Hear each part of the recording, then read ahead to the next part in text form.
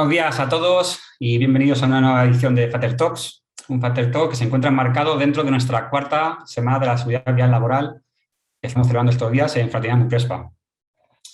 Circular en coche es algo que tenemos tan asumido, tan interiorizado en nuestro día a día, que muchas veces no nos paramos a reflexionar la posibilidad de que podamos sufrir alguna vez un accidente. Minimizamos el riesgo y todos alguna vez, en mayor o menor medida, hemos puesto en peligro tanto a nosotros como al resto de usuarios. Haciendo un ejercicio de sinceridad, todos alguna vez hemos conducido con estrés o con prisa por llegar al destino, hemos superado el límite de velocidad, hemos acelerado para pasar ese semáforo que se está poniendo en ámbar cambiando a rojo, o como peatones hemos cruzado por donde no debíamos. Y es que vivimos en un momento intenso en seguridad vial, con muchos frentes abiertos a la vez. Juntos a los tradicionales riesgos, que todavía no hemos conseguido eliminar del todo, se han sumado otros nuevos, como pueden ser la nueva modalidad de circulación o las distracciones tecnológicas. Toda esta costelera de factores hace que tengamos por delante grandes desafíos para prevenir los accidentes de tráfico, especialmente los de tipo laboral. Y de todo ello vamos a hablar en el día de hoy con uno de los mejores comunicadores en seguridad vial, como es Carlos García Hirschfeld, productor ejecutivo y presentador del programa Seguridad Vital, un programa de televisión que se emite los domingos por las mañanas en Televisión Española, que uniendo el rigor con el entretenimiento habla sobre seguridad vial y movilidad sostenible. Reportajes, testimonio de víctimas, entrevistas, miradas al pasado y al futuro para la reducción de la siniestralidad. Son algunos de los contenidos del programa. Buenos días, Carlos, y bienvenido. ¿Qué tal? Muy buenas. ¿Cómo estáis? Bueno, antes de empezar, vamos a pedir, por favor, que mantengáis los micrófonos cerrados para que no se cuele ningún ruido del estilo que pueda interferir la conversación. Tenemos para ello habilitado el chat, en el cual podéis ir comentando pues todo aquello que estiméis oportuno, o si tenéis algún tipo de pregunta, también escribirla a través del chat y luego al final, si da tiempo, pues Carlos procederá a responderla. También informaros que este evento, este Fater Talk, está siendo grabado para posteriormente difundirlo a través de nuestros canales de YouTube y redes sociales. Bueno, Carlos, cuéntanos un poco acerca del programa de Seguridad Vital. Cuéntanos cómo surgió la idea, cómo fue percibida, porque claro, con lo difícil que es hacerse un hueco en televisión, ¿no? En la parrilla televisiva, con lo cotizado que está, ¿no? Unos minutos en televisión, ¿cómo surge la idea de hacer un programa temático de seguridad vial y cuál es el fin del programa? ¿Qué busca? Bueno, lo primero que debo decir es, me has presentado como uno de los mejores comunicadores de seguridad vial, cosa que yo agradezco mucho, aunque nosotros siempre huimos mucho del elogio, porque en cuanto empiezas a creerte algo del elogio, te viene un bofetón descomunal, ¿no? Principalmente en mi negocio, que es la tele.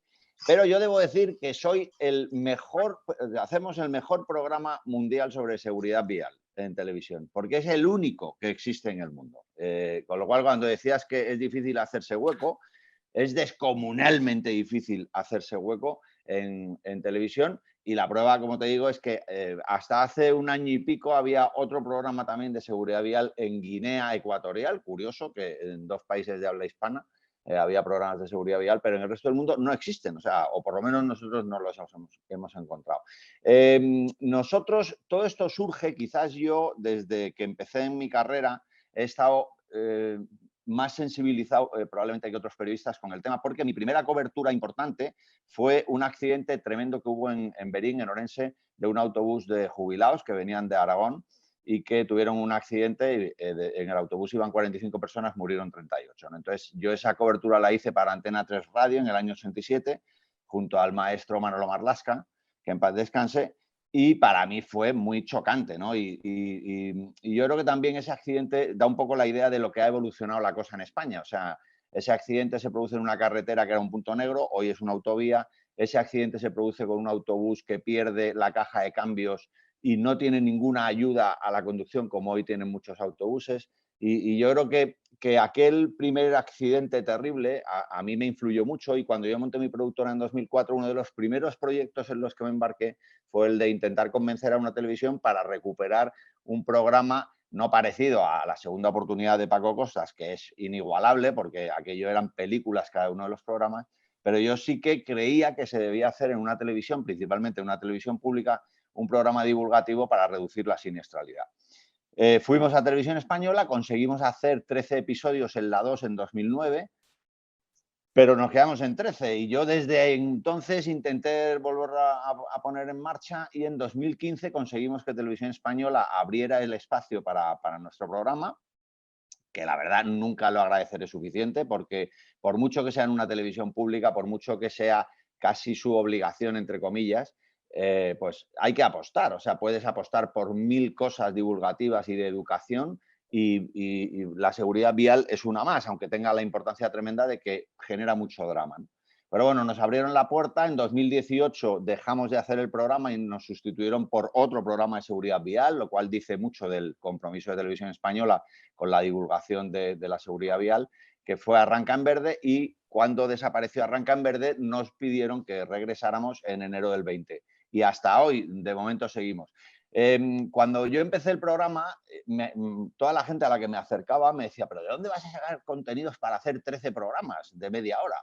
Y llevamos 230, o sea que contenido hay, y yo creo que hay también una reclamación del sector de encontrar un espacio en el que contar lo que hacen. Las cosas, si no se cuentan, no existen, y hay un montón de iniciativas estupendas de instituciones, de empresas, de personas para reducir la siniestralidad y para mejorar la movilidad sostenible y hacer que el planeta sufra menos con nuestra movilidad. Y pues nosotros somos ese espacio durante media hora en la 1 Televisión Española. Y menudo rollo te acabo de soltar, bueno, a ti y a todos los que están ahí. Todo muy interesante, Carlos. Al final y al cabo es lo que te preguntaba, ¿no? El origen del programa, ¿no? Y las dificultades que tuvo para hacerse ese hueco, ¿no? En televisión. Bueno, para ti, con un profesional como tú, con una trayectoria tan amplia en comunicación, prácticamente toda una vida, ¿no? En los medios, ¿cómo ha evolucionado la comunicación en seguridad vial, ¿no? Todos recordamos esas campañas de la DGT de los años 90, ¿no? Tan dramáticas, tan trágicas, pero que al fin y al cabo, pues, en cierta medida sí que hacían efecto, ¿no? ¿Cómo, bajo tu opinión, cómo ha evolucionado esa comunicación en seguridad vial?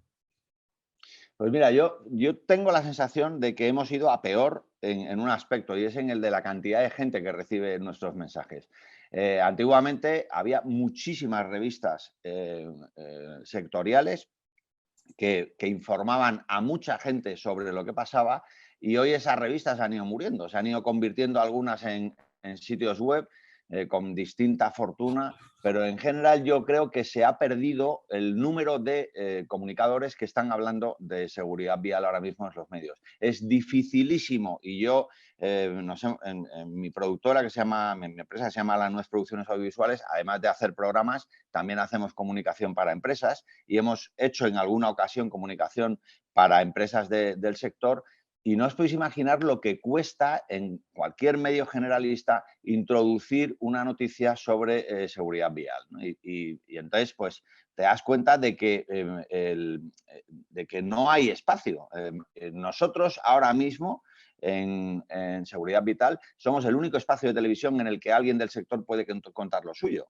Tú puedes tirarte el triple y llamar a Antena 3, a Telecinco, a Televisión Española para que te metan en los informativos, pero es realmente complicado. O sea, yo creo que hemos ido a peor.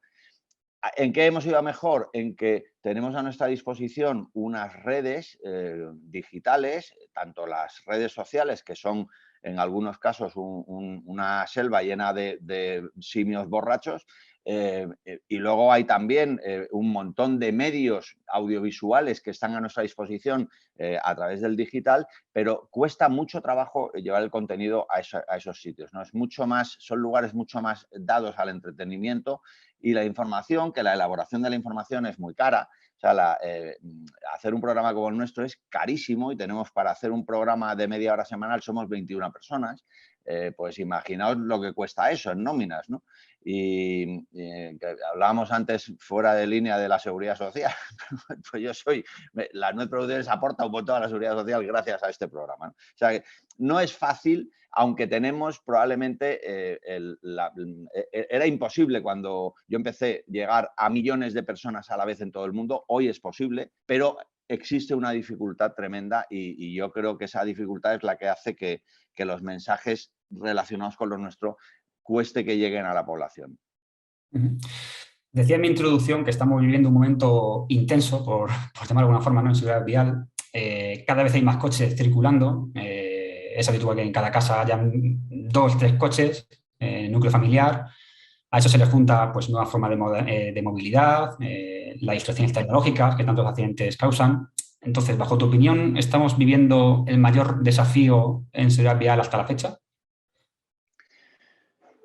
Es difícil de contestar esto, porque yo creo que a nivel mundial indudablemente sí, o sea, sigue habiendo todos los años 1.300.000 muertos, eso por no contar los millones de heridos graves en países en los que no es lo mismo una discapacidad en España, evidentemente, que una discapacidad en Etiopía, por poner un ejemplo. Una persona que queda con una paraplegia en España tiene a su disposición un montón de ayudas oficiales y privadas, en Etiopía no. O sea, que sigue siendo un drama, pero yo creo que en España hemos conseguido en los últimos años dar un salto exponencial. O sea, yo creo que hemos ido a mucho mejor, a pesar de que las cifras siguen siendo dramáticas. O sea, a pesar de que, por ejemplo, este año las cifras no están siendo buenas, que te pones a analizar y 2020, a pesar de la reducción de la movilidad por la pandemia, fue un año malo. Hubo un montón de gente, da la sensación como de que la pandemia cambió los comportamientos y de repente se ha apreciado, y me parece que hace unos días salía un estudio, creo que de Línea Directa, hablando sobre esto, sobre que ha habido un cambio y que vamos más rápido, que hay un montón de gente que no se pone el cinturón, en fin, que son cosas que son inexplicables, ¿no?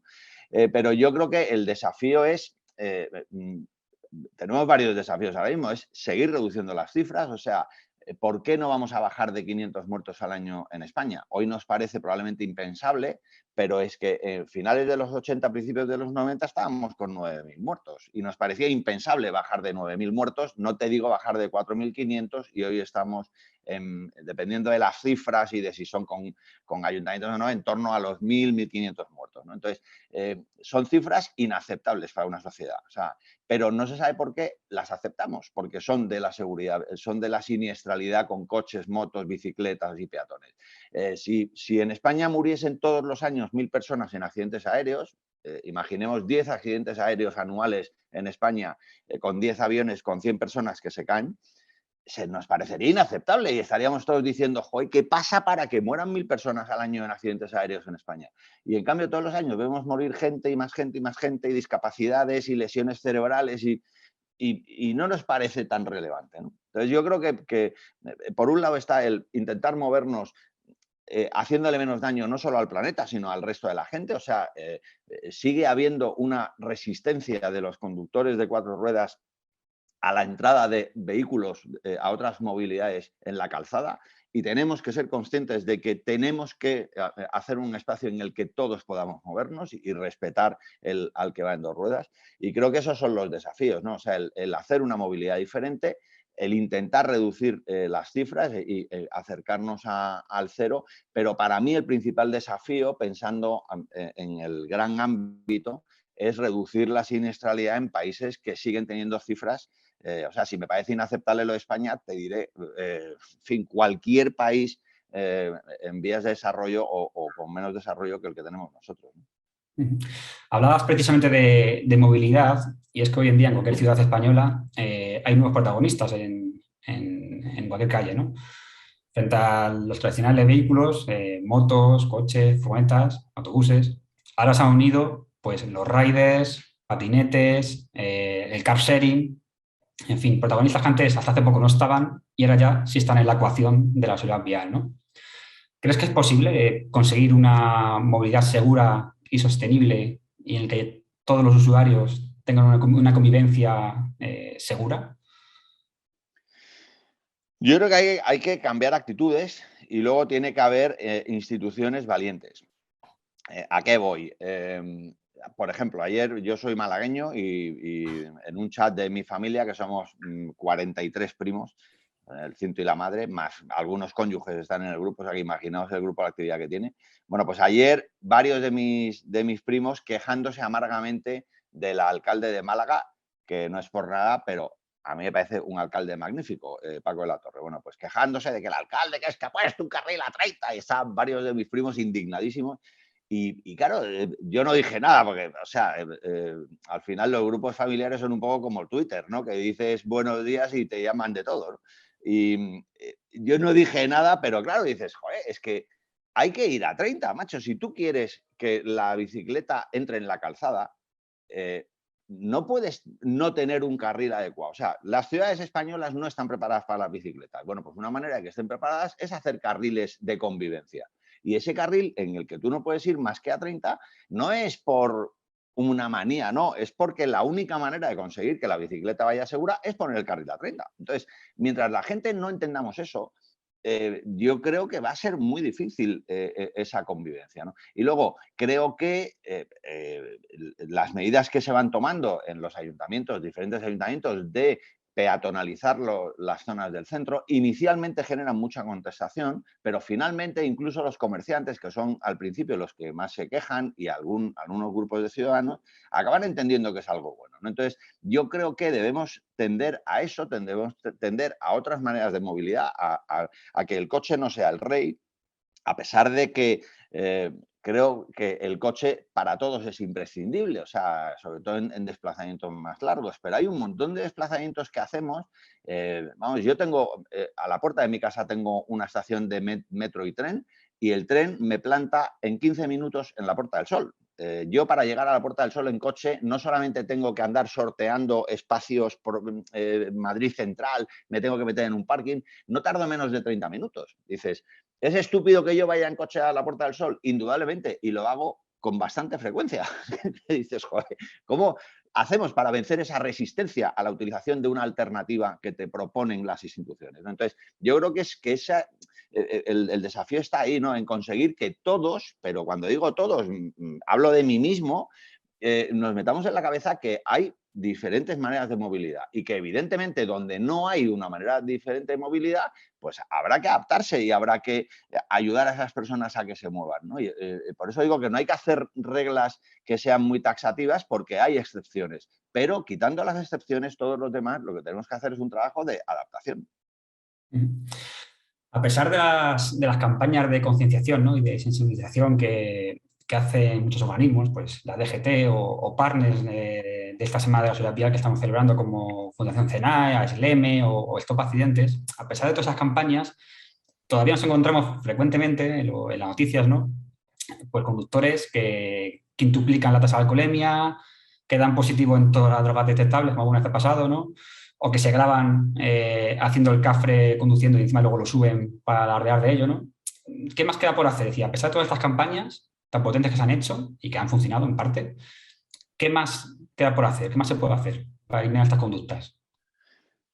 O sea, yo creo que insistir, insistir, insistir, insistir, educar, divulgar, yo creo que es lo que hablo desde mi punto de vista como periodista, como comunicador, como productor de televisión. Mi obligación es intentar, mientras Televisión Española siga manteniendo ese espacio de divulgación, seguir repitiendo machaconamente los mensajes. O sea, nosotros todas las semanas intentamos en el programa dar determinados mensajes muy claros para conseguir que llevar a la gente eso, el que vayamos más despacio, el que no bebamos si vamos a conducir, pero no solo eso. O sea, has dicho alcohol y drogas, pero hay algo muy importante a lo que casi nunca hacemos referencia, que es los medicamentos. O sea, hay un montón de personas que sufren accidentes, mortales o no, y que cuando se analiza la sangre resulta que estaban consumiendo un medicamento que era incompatible con la conducción o que desaconsejaba la conducción. Eso ocurre mucho y luego, en fin, a mí me parece que son comportamientos que es increíble que se sigan produciendo, pero que se producen. O sea, y lo que comentabas tú antes, dice, a todos nos han dicho que no vayamos rápido y todos hacemos de vez en cuando el imbécil. Todos somos unos imbéciles conduciendo en alguna ocasión, ¿no? Y yo me incluyo. Yo llevo, entre pitos y flautas, 8 años haciendo programas de divulgación, y yo he sido frecuentemente un imbécil. Y si analizo, me analizo a mí mismo cuando yo hice los primeros programas de seguridad vital, que yo me consideraba un magnífico conductor, como todos, que todos pensamos que somos una mezcla de Ayrton Senna y Fernando Alonso, pues yo me consideraba un conductor fantástico, y yo analizo el de 2009 y creo que era un psicópata. Y en 2015 pensaba, joder, he mejorado muchísimo con respecto a 2009, y analizo el de 2015 y ya quizás no era un psicópata, pero era un imbécil integral al volante. Y creo que probablemente si dentro de 5 años tenemos esta conversación y me preguntas por mí como conductor en 2021, que hoy me considero muchísimo mejor conductor, te diré, menudo imbécil, el Carlos García Hirfeld de 2021. ¿No? O sea que yo creo que todos tenemos una tendencia tremenda a sublimarnos, a pensar que somos estupendos y que tenemos siempre un comportamiento ejemplar. Y no es verdad. O sea, todos hacemos el imbécil.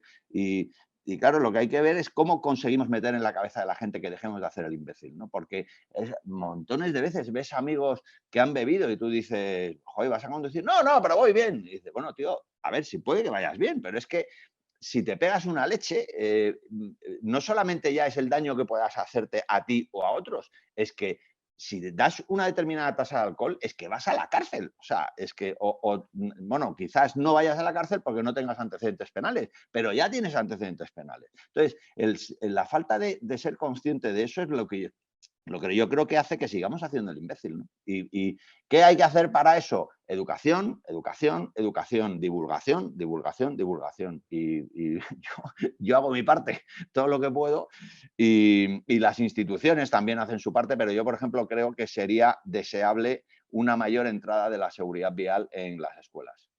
Es curioso lo que comentabas, lo de que al final todos nos vemos a nosotros mismos como buenos conductores y malos al resto, ¿no? Es una pregunta que hacemos en nuestros talleres de seguridad Por vial. supuesto.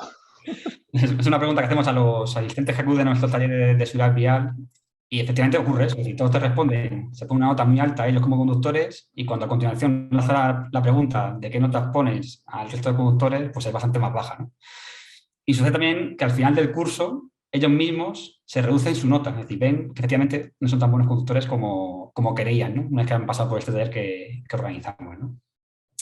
Bueno, siempre hablamos de 3 factores en los cuales poder trabajar para prevenir los accidentes de tráfico, ¿no? Factor vía, factor vehículo y factor humano, ¿no? Bajo tu punto de vista, ¿sobre cuál de los 3 habría que poner el acento?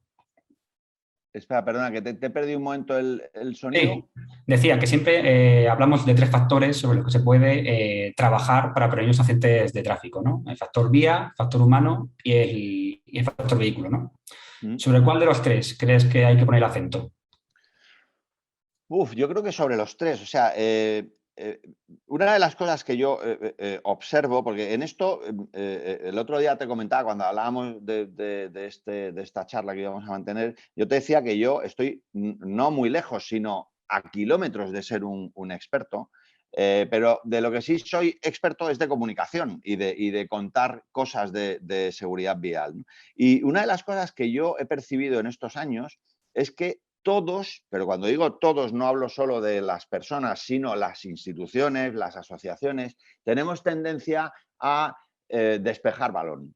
¿Sabes? O sea, somos un defensa que en vez de coger el balón, controlarlo y intentar jugar, pegamos patapum para arriba, ¿no? Y todos, o sea, es que tú hablas con las instituciones y en general las instituciones ponen el acento en el conductor. ¿Vale? No, es que vamos como locos. Tú hablas con los conductores, es que las carreteras están hechas una mierda o es que los otros conductores son unos psicópatas y me ponen en peligro.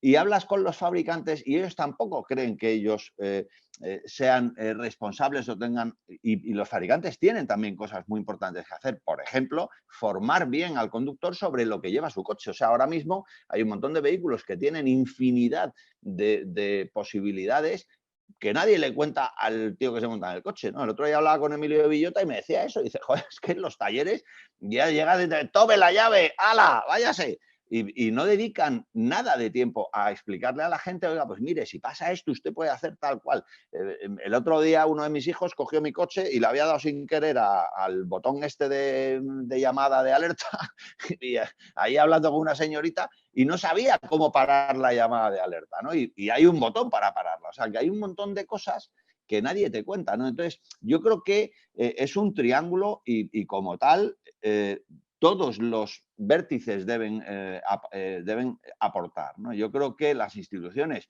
tienen que hacer cosas, o sea, no solamente desde el punto de vista de la infraestructura, o sea, tenemos que conseguir mejores conductores que vayan en coches más seguros, pero luego tenemos que tener una infraestructura que si cometemos un error, porque cometemos errores, o si alguien es un psicópata y es un violento vial, pues que si se produce una circunstancia fatal, pues que las consecuencias sean las menores posibles, ¿no? Entonces, sigue habiendo todavía muchas carreteras que dañan y muchas infraestructuras que no protegen lo suficiente. Entonces, yo creo que somos un país ejemplar, o sea, yo creo que tenemos una red de carreteras magnífica, tenemos en general un parque automovilístico comparado con el resto del mundo muy bueno, aunque hay muchos coches envejecidos y es uno de los retos que tenemos, y luego tenemos unos conductores con, en general, muy poca formación, o sea, tú te pones a hacer el examen teórico al 99% de la población y no aprueba ni Peter. O sea, y yo te digo, o sea,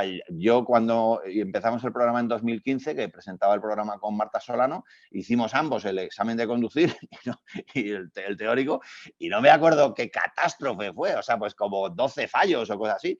Y luego hicimos el práctico y yo suspendí el examen antes de salir del recinto de la DGT de Móstoles. O sea, que dices, joder, creemos que somos conductores magníficos y que nos lo sabemos todos y no tenemos ni idea. O sea, que yo por eso te digo que creo que en ese triángulo tenemos que ser todos los que aportemos y los que seamos conscientes de que debemos aportar. Que yo creo que si hay un problema desde mi punto de vista de todos los participantes es que no somos conscientes. Bueno, la propia actividad laboral, de una forma u otra, es precursora o es detonadora, ¿no?, de que se produzcan accidentes de tráfico laborales. Cada mañana, al fin y al cabo, se ponen en carretera muchos conductores para acudir a su centro de trabajo y hemos visto estos meses atrás, cuando el teletrabajo estaba más extendido, que todo ese tráfico se redujo demasiado, ¿no? ¿Qué pueden hacer las empresas por reducir los accidentes in itinere y particularmente aquellas que tienen una flota de vehículos? ¿Qué pueden hacer por reducir los accidentes laborales de tráfico? Es volver un poco a lo que hablábamos antes. O sea, yo creo que la formación. Nosotros, por ejemplo, pues hombre, tenemos una sensibilidad muy, muy especial en mi empresa y aún así, de vez en cuando nos llegan multas de exceso de velocidad o de que a uno de nuestros coches le han hecho una fotografía estando parados en doble fila, que claro, nosotros les insistimos mucho a los equipos en que sean extraordinariamente cuidadosos con su movilidad, no solo porque debemos ser ejemplares, sino porque, por ejemplo, uno de los coches nuestros que se mueve va con los logotipos del programa y, por tanto, con el logotipo de Televisión Española. Entonces, yo intento hacer muy conscientes a los nuestros que no solo estamos representando a mi empresa, que producimos un programa, sino a Televisión Española, que es la televisión de todos y en fin, que tú no puedes ver a un coche de Televisión Española que lleva un logotipo de seguridad vital haciendo un pirulón descomunal, ¿no? Entonces, afortunadamente no hacen pirulones descomunales, pero de repente pues te encuentras con que en un tramo de carretera pues cogen y te llega una multa de, gracias a Dios nunca llega una multa de la móvil, pero sí una multa de uno de los coches de producción que ha sobrepasado el límite de velocidad siempre de una manera muy cercana al límite, ¿no? Pero lo ha sobrepasado, ¿no? Entonces, claro, si nosotros que estamos todo el día hablando de dramas, que estamos todo el día mandando mensajes de prudencia, también nos equivocamos, pues imagínate el resto de la gente, ¿no? Entonces, nosotros, por ejemplo, justo esta Navidad vamos a hacer una formación para todo el equipo de la Nuez, que ahora entre el programa que hacemos para Televisión Española y otro que estamos haciendo para Telemadrid estamos ya 30 personas. Bueno, pues los 30 vamos a hacer un curso de formación en el RACE y yo creo que es una manera que tenemos todos los empresarios de poder aportar un poco, ¿no? Pues en vez de hacer una cena de Navidad, vete a saber dónde, vamos a hacer un curso de conducción en el RACE y luego comemos todos allí en el RACE, ¿no? Que dices, bueno, pues es una manera también cachonda de pasar un día fuera, pero que sirva para algo. O sea, yo creo que en las empresas, hasta que no te dicen la cifra, y me parece, yo juraría que la primera causa de muerte por accidente laboral es el accidente de tráfico. Y claro, pues me parece lo suficientemente relevante como para que todos nos demos cuenta de que los empresarios también tenemos un papel y los trabajadores deben ser conscientes de que cuando se están moviendo tienen que poner todos los ojos y toda la prudencia para ello. ¿Cuál es el problema también? Que muchos se quejan de que es en ocasiones el empresario o la propia actividad de la empresa la que les obliga a incumplir las normas porque les obligan a ir más rápido, ¿no? Yo creo que todos también tenemos cierta tendencia a quitarnos la culpa, pero también es cierto que en ocasiones estamos quizás pidiendo a nuestros trabajadores que vayan a unos ritmos que son incompatibles con la movilidad segura, ¿no?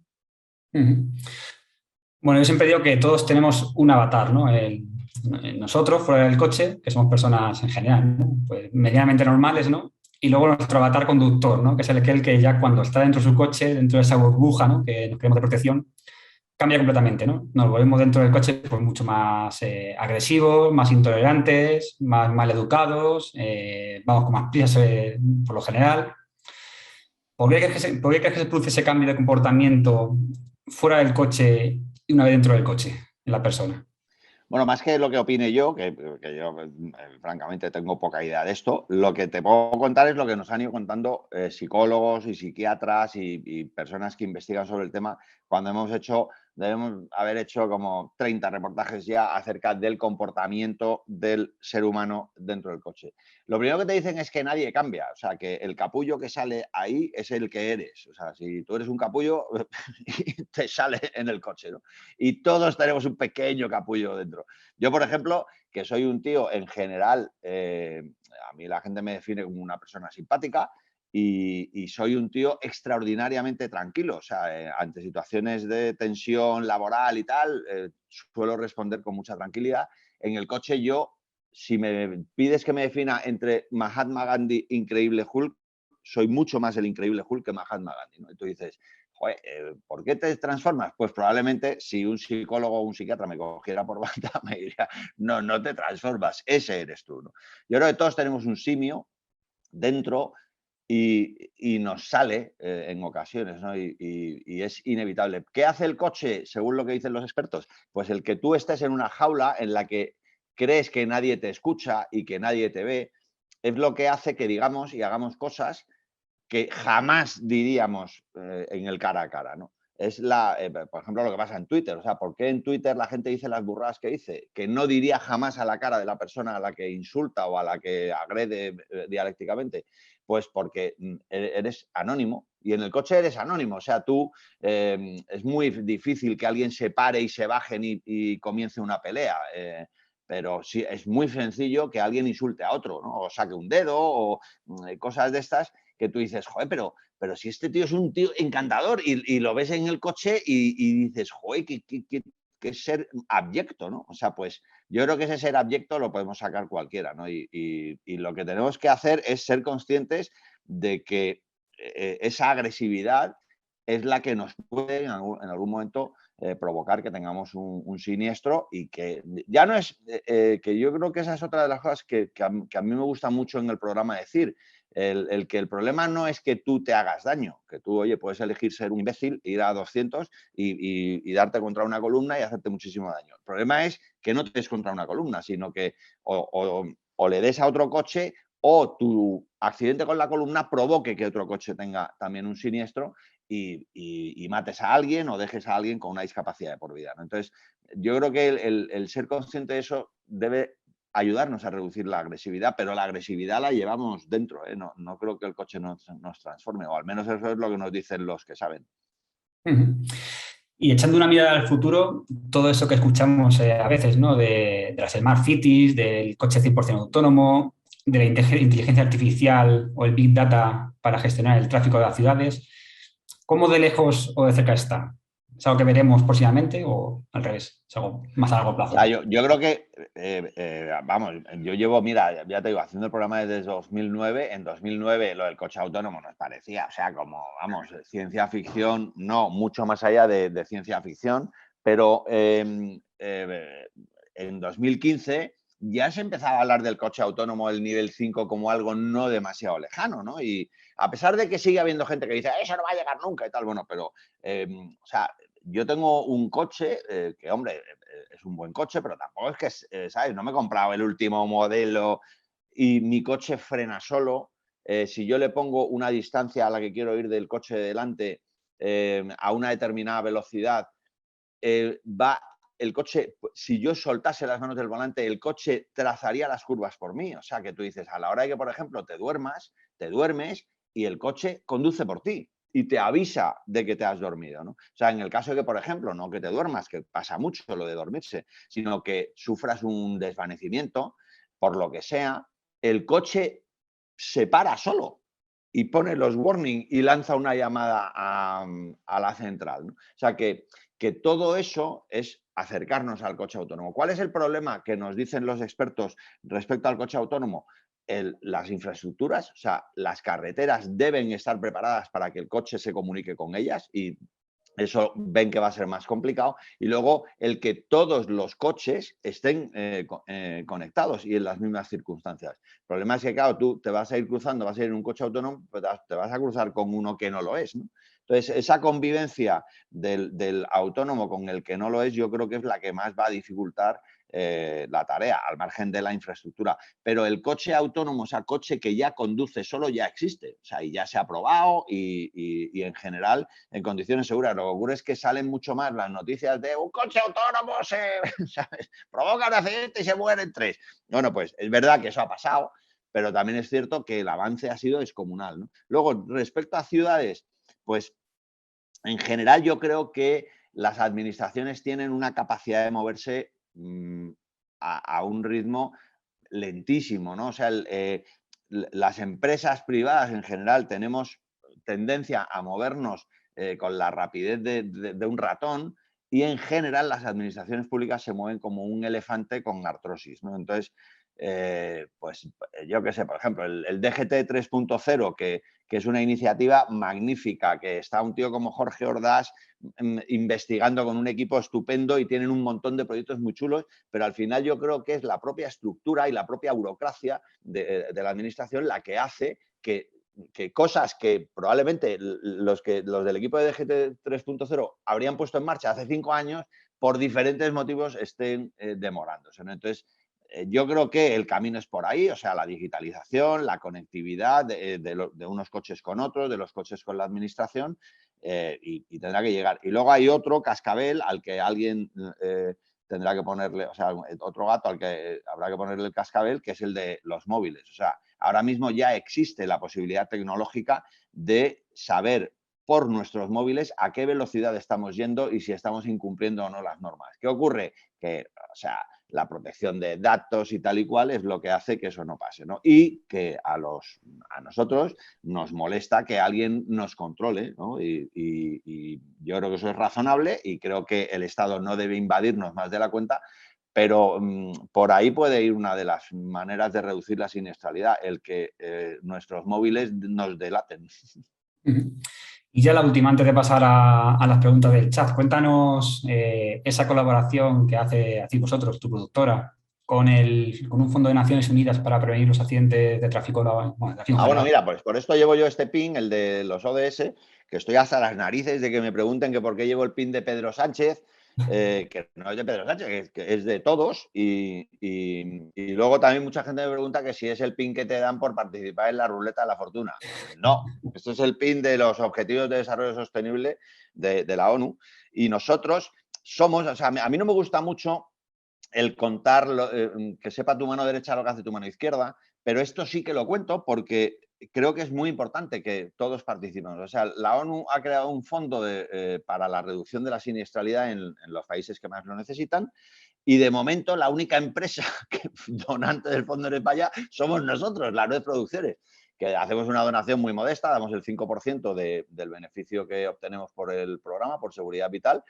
Pero bueno, damos más dinero, por ejemplo, que el gobierno de Isla Mauricio, que eso a mí me parece o sea, absolutamente loco. Pero bueno, pero a lo que voy es a que yo en todos los foros a los que acudo intento animar a las empresas españolas a que hagan aportaciones al fondo, ¿no? Yo creo que es uno de los principales dramas que hay en el mundo, una de las principales pandemias es la siniestralidad y genera un empobrecimiento tremendo. O sea, el problema en los países en vías de desarrollo o en países no desarrollados es que normalmente el que sufre el accidente de tráfico es el que lleva el dinero a casa, con lo cual la familia sufre dos dramas tremendos. O sea, uno es el drama personal en el caso de que fallezca la persona, el otro es el drama económico de que desaparece el vehículo, porque habitualmente en el accidente desaparece el vehículo, y de que desaparece el ingreso económico, ¿no? Entonces, peor casi desde el punto de vista de la economía familiar es cuando además se produce una discapacidad, porque imaginaos lo que hablábamos antes, una discapacidad en Etiopía,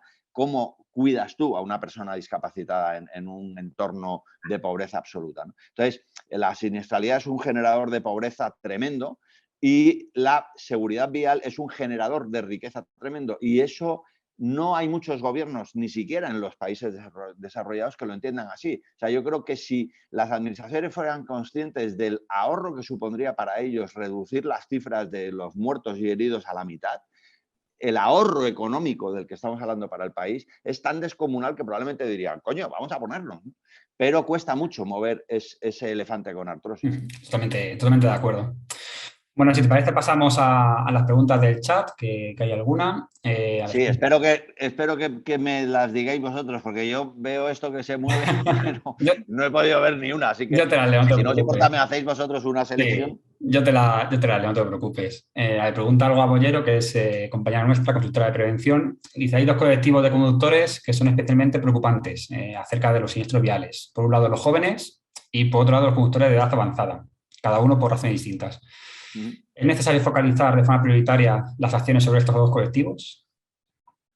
Absolutamente sí. O sea, yo, por ejemplo, creo que en el tema de mayores es un tema muy polémico, y lo hablo en mi propia familia. O sea, pues mi suegra, que en paz descanse, murió pensando que su yerno era un imbécil, porque yo le decía frecuentemente que tenía que dejar de conducir, y mi madre opina que su hijo es un imbécil, porque yo le digo frecuentemente que con 84 años debe dejar de conducir.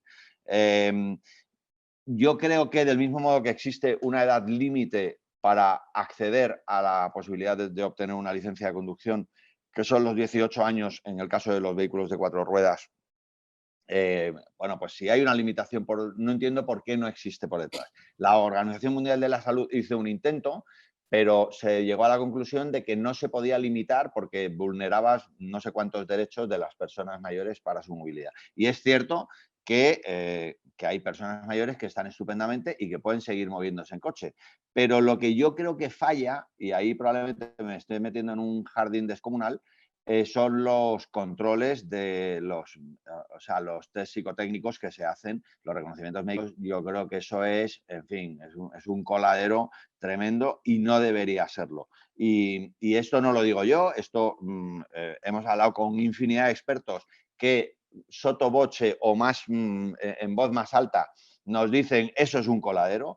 Y yo recuerdo que una aseguradora, lo que no recuerdo exactamente es quién era, hizo un estudio, y el dato que nos dijeron era el siguiente: el protocolo dice que un reconocimiento médico debe durar en torno a 40-45 minutos, y el cálculo que ellos hicieron era que habitualmente esas pruebas duran en torno a 15, ¿no? Entonces, sin querer acusar a nadie de nada, yo creo que no hay mucho rigor en esos análisis, y tengo la sensación de que un mayor rigor en esos análisis probablemente quitaría de la conducción a mucha gente. Luego hay otro problema, y es que personas que tienen un problema neurológico de cualquier tipo, sea por edad avanzada o sea por cualquier accidente, el neurólogo le dice usted debe dejar de conducir, pero el neurólogo no puede actuar, no puede dar esa información, por ejemplo, a la Dirección General de Tráfico. Yo creo que eso es algo que habría que hacer.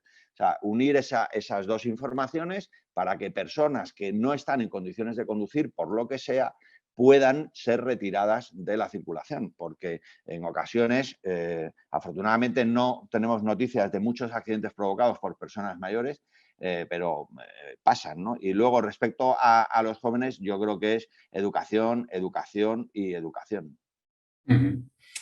Vale, pues otra pregunta que lanza David Revillo, nuestro experto en fraternidad sobre seguridad vial. Dice, buenos días, Carlos, muchas gracias. Hablamos de formación y educación. La mayor parte de los conductores, la única formación que hemos recibido fue cuando nos sacamos el carnet de conducir. Algunos hace ya muchos años y entonces han cambiado mucho las circunstancias. Pregunta, ¿cuál es tu valoración sobre la formación en seguridad vial y si debería implantarse de forma obligatoria una formación de reciclaje que los conductores tuvieran que realizar de forma periódica? Absolutamente sí, pero el problema de eso es quién lo paga. Claro, si tú obligas a la gente a hacer eso, desde el momento en el que lo tiene que pagar el individuo, o hay una ayuda para las personas que tengan menos posibilidades económicas, o estás haciendo algo que genera una fractura social. O sea, tú no le puedes exigir lo mismo a alguien con un sueldo X que a alguien que tiene X partido por 2, ¿no? Entonces, eso yo creo que es difícil saber quién lo tiene que pagar. Las instituciones públicas, pues, es que yo creo que eso es inabordable. Entonces, habría que ver de qué manera conseguimos, pues, por ejemplo, yo creo que es algo que las empresas podríamos ayudar, pero creo que una cosa que sería fantástica sería lo que hablábamos antes, o sea, intentar llevar la seguridad vial a los colegios. Yo no digo convertirlo en una asignatura, que probablemente sea muy complejo, pero sí llevar de una manera más metódica la seguridad vial a los colegios e incluso a las universidades. O sea, el que los niños sean conscientes de qué cosas pueden pasar cuando uno hace determinadas imprudencias al volante y de esa manera ir haciendo que cuando lleguen a la autoescuela tengan ya una base de formación que permita que en la autoescuela se dediquen más a darles la pericia al margen del resto de la formación que sea necesaria. Pregunta también Rafael Reyes, también consultor de prevención en fraternidad, compañero nuestro. Dice, ¿cuál es tu opinión acerca de las dos caras de la tecnología para la seguridad vial? Es decir, por un lado, la cara positiva, el uso de la tecnología en forma de ayudas a la conducción, y por otro lado, la cara negativa de ver que las grandes pantallas de los coches están eliminando mandos físicos, tan básicos como el climatizador, con el riesgo de distracción que eso comporta. Totalmente de acuerdo. O sea, el otro día cogimos un coche, no me acuerdo de qué marca, y tenía un pantalloncio, pero descomunal. O sea, era más grande que la primera televisión en color que hubo en mi casa, ¿no? Una cosa como, Dios santo. Una cosa muy descomunal y que yo creo que inevitablemente eso va a producir distracciones, ¿no? Entonces, yo creo que la tecnología es buena, los avances son buenos, todo lo que hagamos para que tecnológicamente nuestros coches estén más adaptados es fenomenal, pero tenemos que reducir las distracciones, ¿no? O sea, yo creo que la entrada de la tecnología en nuestros coches tiene que ser más controlada. O sea, yo no creo que sea bueno, y hablo como usuario, no como experto, yo no creo que sea bueno que un coche lleve una pantalla descomunal. Me parece que inevitablemente se te van a ir los ojos ahí. O sea, tú estás comiendo en un restaurante y hay un televisor y es que es inevitable que se te vayan los ojos al televisor, con lo cual yo creo que hay que intentar reducir ese tipo de información visual en los coches. Y ya la última del chat, no hay más, dice Manuel Escolástico, perdón, me gustaría saber su opinión sobre los vehículos de movilidad personal.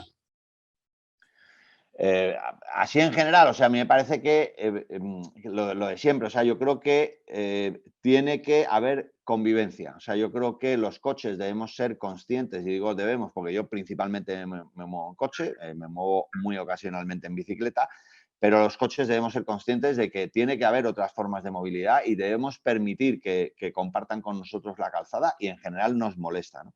Pero luego, por ejemplo, también creo que todos los sectores de los que nosotros hablamos en el programa tienen la piel súper fina, ¿no? Y es como dices cualquier cosa y parece que les estás agrediendo. O sea, tú, por ejemplo, hacemos el otro día una de las secciones del programa que a mí me gusta mucho, es una tontería, pero es una cosa que se llama Cómo conducir como un auténtico cabestro, que es un libro que escribió en su día Rafael Cerro, que es un experto en seguridad vial. Bueno, pues Rafa, yo le propuse hacer una sección en la que hiciéramos una parte de cómic diciendo pues, cómo debe conducir uno para ser un cabestro, y luego la parte final es una parte ya de, oye, bueno, ahora hablando en serio, esto que está haciendo el cabestro realmente hay que hacerlo de esta manera. Bueno, pues hicimos uno sobre ciclistas y no veas tú la que nos cayó, porque la gente parece mentira llamarnos cabestros a los ciclistas. No, estamos llamando cabestro al que es un cabestro, no a los ciclistas, ¿no? O sea, tú haces cualquier cosa. Hicimos el otro día también uno sobre patinetes. Parece mentira que criminalicen al que usa el patinete. No, lo que estamos diciendo es, oiga, el patinete por la calzada, no por la acera, ¿no? Entonces,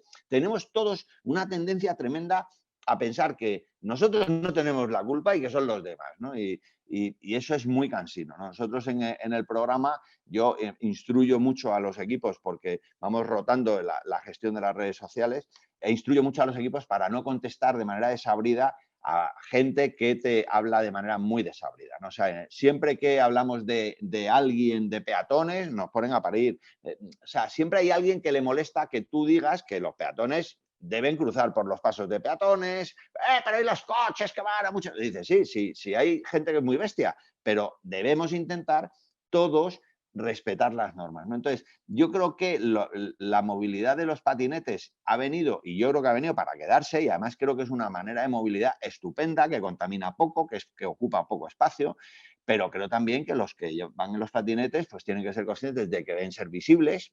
Constantemente veo por las noches llegando a mi casa a chavales además muy jóvenes sin casco y sin ninguna prenda reflectante que permita que tú les veas. Y luego ya no te digo los que van por las aceras a velocidades que no deben ser mantenidas en una acera, ¿no? Pero bueno, creo que la nueva movilidad es buena. Creo que todo lo que hagamos por movernos agrediendo menos a nuestra ciudad y al planeta es bueno, pero cumpliendo las normas, todos, incluyendo los que vamos a 4 ruedas. Muy bien, Carlos, pues llegamos al final. Agradecerte enormemente tu predisposición para participar en este Fater Talk, compartir estos minutos con nosotros. Tú, aunque no quieras definirte como un experto en seguridad vial, para mí sí lo eres y además lo comunicas muy bien, con lo cual, pues agradecerte No, pero enormemente. yo en serio, es que me gusta mucho dejarlo claro porque a veces metemos patas y metemos patas porque no somos expertos. Y todos mis equipos, yo les insisto mucho, chicos, no somos expertos. Expertos son los que nosotros entrevistamos, que eso sí que son gente que llevan 20, 25 años de sus vidas dedicadas a la investigación. Y esos son los verdaderos expertos. Nosotros lo que hacemos es, nosotros somos buenos cogiendo expertos y metiéndolos en un contenedor e intentando hacer un programa interesante para que la gente lo vea. Pero yo, experto en comunicación y en televisión, en todo lo demás no. En cualquier caso, enormemente agradecidos de que hayas estado aquí con nosotros y compartido pues, todo lo que nos has compartido en estos minutos, ¿no? Pues Y nada, bueno, encantado. pues gracias a todos por asistir una vez más a una nueva edición de Fater Talks. Una edición que no pone el punto final a nuestra cuarta semana de seguridad vial, sino que es un punto y seguido, porque para nosotros, para Fraternidad Prespa, la seguridad vial no empieza y termina en una única semana, sino que entendemos la seguridad vial como un conjunto de acciones de sensibilización y concienciación continuada y sostenida en el tiempo, porque, como dice el eslogan que hemos elegido para este año, nada es más urgente que tu vida. Así que muchas gracias por asistir. Y sin más, doy paso a Natalia Fernández Laviada, su directora general de Prevención, Calidad y Comunicación, que va a cerrar el acto. Muchas gracias. A vosotros. Gracias, Carlos. Bueno, Carlos, el otro Carlos, muchísimas gracias. No te quieres calificar de experto, pero sí que queríamos darte las gracias de una manera muy especial por 3 motivos. Lo primero, porque hayas tenido la deferencia de estar con una humilde mutua colaboradora con la Seguridad Social, compartiendo tus experiencias vitales y tu conocimiento después de tantos años. Lo segundo, agradecerte que seas el único programa del mundo mundial que se dedica a esto de la seguridad vial, que tuvieras quizás por una experiencia traumática o por lo que te influyó aquel accidente, que eso nosotros lo utilizamos mucho en nuestros talleres y nuestros cursos, porque al final la gestión de las emociones y cómo se viven estas cosas hacen que tomes conciencia. En tu caso, agradecerte que tomaras conciencia, porque si no hubiera sido por aquello, pues probablemente esos 230 programas que llevas, esas 21 personas que van detrás tuyo, concursos, incluso en el RACE, para ser ejemplo en todos los sitios, no solamente de palabras, sino de acción, pues lo estés trabajando. Y en tercer lugar, por supuesto, darte las gracias porque seas también un embajador de las ODS. Nosotros lo tenemos muy a gala. También trabajamos mucho la ODS 17, precisamente la de las alianzas. De ahí el convenio que firmamos con la DGT, con ASLM, con Stop Accidentes, y por eso mismo también agradecerte, porque es un gesto pro bono el que estés aquí precisamente ayudándonos, dando difusión y concienciación a todo esto. Televisión Española es mutualista de Fraternidad Prespa, y al final es todo como un círculo perfecto, ¿no? Porque estamos totalmente de acuerdo en otro tema, y es en el tema de la comunicación. Qué difícil es, aquí llevamos la comunicación, la prevención, la calidad. Qué difícil es cuando estamos hablando de prevención, cuando estamos hablando de siniestralidad y en este caso de la vial, el conseguir que se nos escuche, ¿no? El conseguir esos espacios en los cuales podamos de alguna manera pues explicar la importancia de todo lo que estamos aquí comentando, ¿no? Porque hay espacios de difusión de todo tipo. Actualmente en la televisión, que tenemos todo tipo de canales y de posibilidades, pero que poco lo utilizamos efectivamente para difundir y para divulgar, para enseñar y para formar, ¿no? Que sería lo más importante. Me he quedado también con esto que has dicho de, por supuesto, que lo que no se cuenta no existe, que eso es algo que aquí lo decimos mucho, la importancia de difundir todo esto. De hecho, creamos lo que llamamos la semana de la prevención en la Mutua, precisamente para llevar la prevención a la calle y también para llevarla a los colegios. Otro tema que estamos muy de acuerdo contigo, la importancia en tantas cosas de que seamos desde pequeñitos, que nos vayan, cuando somos alevines de futuros conductores, ¿no? Que nos vayan enseñando y que nos vayan diciendo cómo hacer las cosas. También me he quedado con ese 1.300.000 muertos y lo que has dicho que me ha hecho reflexionar, que es verdad, ¿no? Que aquí somos muy afortunados, tenemos una administración, un Estado que nos protege cuando hay un accidente, cuando hay una incapacidad, cuando hay una invalidez, pero claro, si esto te sucede en otro país, por eso es tan importante también la ayuda que tú realizas económicamente para estas cosas, ¿no? Para intentar desafiar y reducir las cifras, porque otra cosa que has dicho que también estamos muy de acuerdo, que nosotros lo comentamos mucho en estas semanas monotemáticas, aunque todo el año trabajamos la siniestralidad vial, es que hay que interiorizar de otra manera todo esto, ¿no? Es como el estrés, ayer estábamos en otra jornada del estrés. Como es algo que lo tenemos interiorizado, parece que tenemos que vivir con estrés o que tenemos que aceptar que haya accidentabilidad en la carretera. No, pues no, esto hay que cambiarlo. Y por supuesto, lo que has dicho, que todo esto parte de la concienciación, de la divulgación, de la formación, de la educación, que es algo entre todos, que nos olvidemos de tener la piel fina, que nos olvidemos de echar balones fuera, que nos ocurre a todos y sobre todo que controlemos ese simio que llevamos dentro. Así que muchísimas gracias, Carlos, por tu intervención y por pasar este tiempo con nosotros. Muchísimas gracias. Gracias a vosotros, un placer. Y oye, os veo a todos a las 9:10 este domingo, Seguridad Vital en Televisión Española, en la 1. Por supuesto. Y aquí hago por mi cuña supuesto. publicitaria. Por supuesto. Bueno, ya para finalizar, como hacemos siempre, vamos a comentar un poquito el siguiente Frater Talk, el último ya de este año. Vamos a hablar del eslogan de la campaña del Ministerio de Sanidad, nos puede pasar a cualquiera. Sabemos todos que en la Organización Mundial de la Salud hay más de 300 millones de personas en todo el mundo que sufren cuadros de depresión, de ansiedad, de estrés, de trastornos mentales, esto que estábamos comentando ahora, que se calcula que en el 2030 va a ser la primera causa de enfermedad de la población y que también de alguna manera, o quizá no lo sabemos, lo sufren el doble de mujeres que de hombres. Bueno, pues de todo esto, de visibilizar todos estos problemas, de cuidar la salud mental, lo mismo que hoy hemos hablado de salud vial, pues vamos a verlo y vamos a trabajarlo sin tapujos en el siguiente Frater Talk del 17 de diciembre a las 10, que tendrá por título Salud mental, visibilizar y desestigmatizar, cuestión muy importante, y que nos va a acompañar para ello Sara Reyes Martín, que es psicóloga experta en terapia familiar y sistémica, investigadora en el IBIMA, el Instituto de Investigación Biomédica de Málaga, y que nos va a ayudar a reflexionar sobre todas estas cuestiones. Ha sido un auténtico placer estar hoy aquí, seguir compartiendo conocimientos y os esperamos el domingo en el programa de Carlos y el viernes 17 de diciembre en el siguiente Frater Talk. Muchísimas gracias.